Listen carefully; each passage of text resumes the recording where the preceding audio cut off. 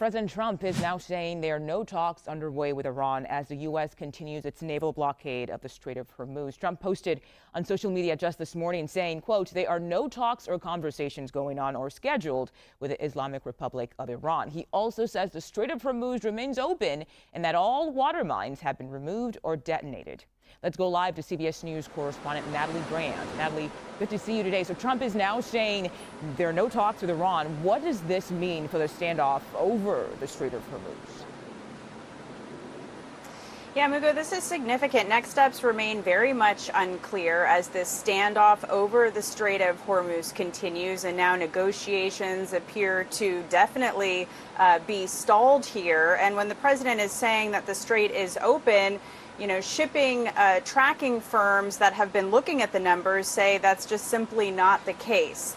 Traffic remains heavily constrained through the strait. There are reports just today from a British firm of a projectile striking a ship. So the Strait of Hormuz, the naval blockade remains in effect, providing some safety from the U.S., but traffic is still not able to move through at pre-war levels. And then you have these larger negotiations that are now stalled, with the president saying talks and discussions are not happening. We heard from President Trump and his son-in-law, Jared Kushner, who's been a member of the negotiating team, saying that it appears that even though there have been these ongoing dialogues behind the scenes, that it seems Iran is not willing to give the U.S. ultimately what makes sense for this larger deal with respect to Iran agreeing to give up essentially its nuclear ambitions. So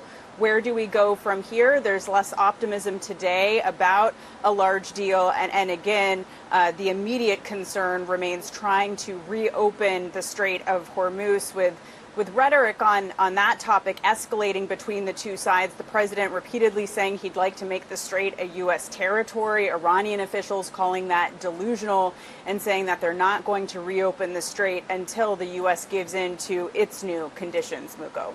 And Natalie, on the other hand, the future of a Gaza peace plan is still unclear after Jared Kushner's meeting with Israeli Prime Minister Benjamin Netanyahu. Are there any signs that the two sides are now closer to a deal?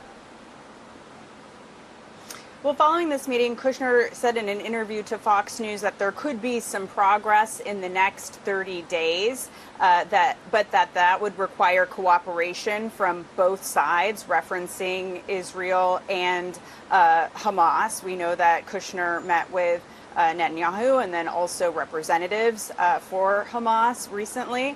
And so really, Kushner said that he was listening to Israel's concerns, which includes, Hamas making progress towards demilitarizing.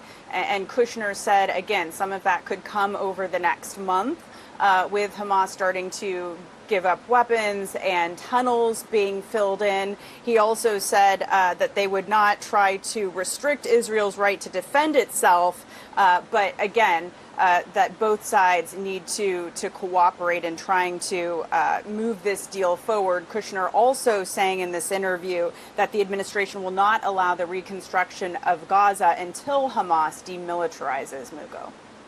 Okay, Natalie Brand at the White House. Thank you so much.